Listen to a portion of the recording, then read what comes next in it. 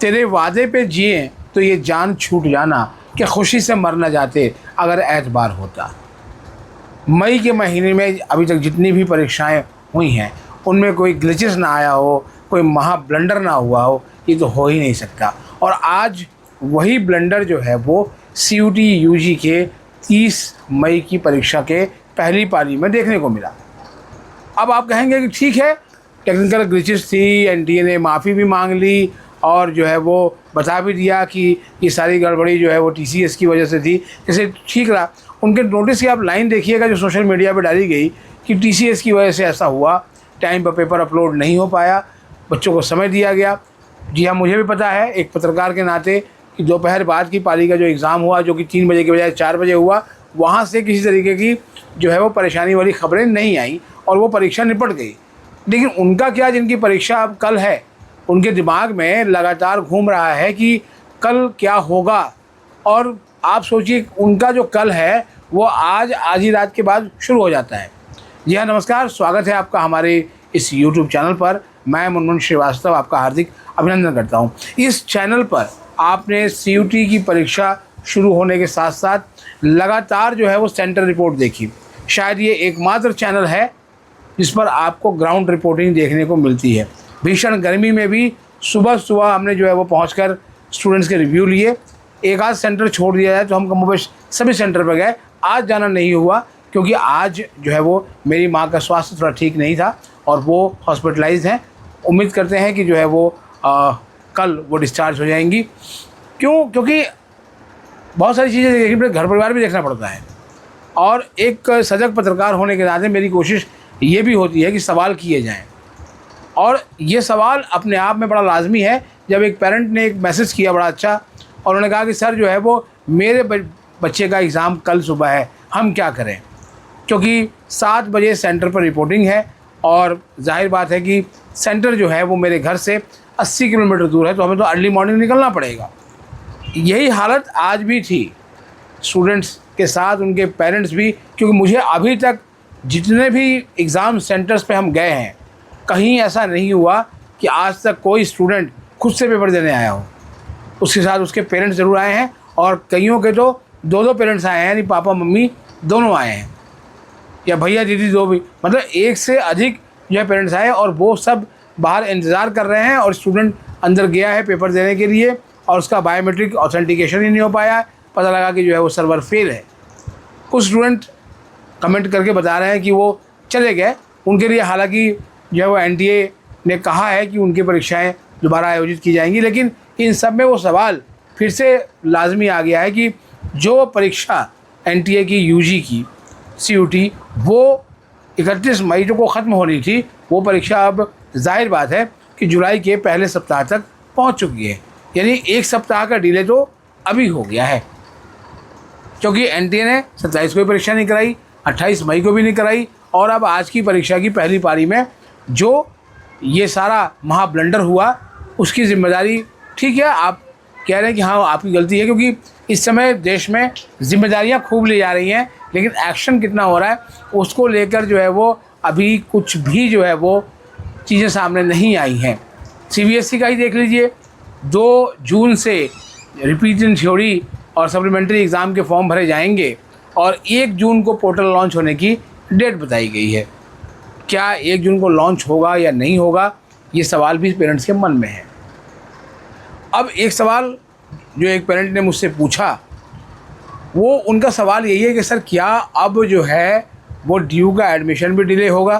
देखिए, ड्यू का जो पोर्टल है वो अपने समय पर लॉन्च होगा। हालांकि पिछले दिनों जो है वो मीडिया रिपोर्ट्स में कहा गया था कि मई के तीसरे सप्ताह में ही पोर्टल लॉन्च हो सकता है, लेकिन हमने PG वाले केस में देखा कि PG पोर्टल भी जो है वो जो 5 तारीख को लॉन्च होना था उसको जो है वो डेट कहाँ तक आगे बढ़ गई और वो 16 तारीख की सुबह जो है लाइव हुआ है।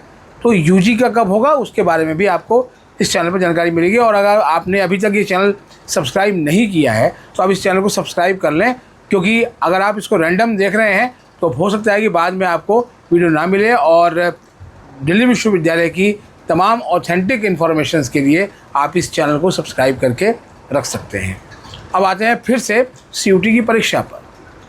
सवाल ये है कि जब किसी के घर में शादी ब्याह होता है, बहुत बढ़िया शामियाना लगता है, टेंट लगता है, या बैंक्वेट हॉल में शादी हो रही होती है, खाना बहुत बढ़िया होता है, तो लोग क्या कहते हैं, फलाने शर्मा जी की बिटिया की शादी में खाना बड़ा ज़बरदस्त था, ठीक है, कांडपाल जी के बेटे की शादी में तो हो क्या ज़बरदस्त गोलगप्पे थे। कोई कैटरर को याद करता है क्या? कैटरर को याद नहीं करता, सब लोग शर्मा जी या कांडपाल जी को याद करेंगे। तो एनटीए एक संस्था है जो भारत सरकार ने बनाई है देश के उच्च परीक्षाओं को कराने के लिए। तो अगर कोई गड़बड़ी होती है तो सीधे सीधा आप ये कहेंगे कि टीसीएस की वजह से ऐसा हो गया, जिम्मेदारी तो आपकी ही है, आपने सेवाएं ली हैं और आप उसको सही से नहीं चला रहे हैं। नीट वाले मामले में तो आप सुप्रीम कोर्ट से भी फटकार खाकर आ गए, और सीयूटी के मामले में तो दिल्ली विश्वविद्यालय के शिक्षक ही लगातार जो है वो आपको कटघरे में खड़े रहते हैं। डूटा के यूनिवर्सिटी टीचर्स एसोसिएशन के पूर्व जो है प्रेसिडेंट, 3 बार जो है वो डूटा प्रेसिडेंट थे, फेडकूटा के प्रोफेसर आदित्य नारायण मिश्रा, उन्होंने कहा ही था कि एनटीए से डीयू की तबाही हो गई। आप वो वीडियो जाके देख सकते हैं, उसका भी एक लिंक मैं इसके डिस्क्रिप्शन में डाल दूँगा। अगर आपने वो शॉर्ट वीडियो नहीं देखी हो तो आप जाके देखिएगा। एनटीए की वजह से कितने लोग आज परेशान हुए। तमाम जो परीक्षा उसके लिए पेरेंट्स ने छुट्टी ली, रात के 2 बजे 2:30 बजे वो अपने घरों से निकले। कुछ तो जो दिल्ली से बाहर के थे वो एक दिन पहले ही आके डेरा डाले हुए थे, और फिर अचानक जब उनको ये स्थिति हुई तो क्या उनके मन पे बीती होगी। एनटीए ने तो साफ कह दिया कि नहीं, बाद में परीक्षाएं ठीक से करा ली गई थी और एक्स्ट्रा समय दिया गया था, बड़े अच्छे मैनर में परीक्षा हुई।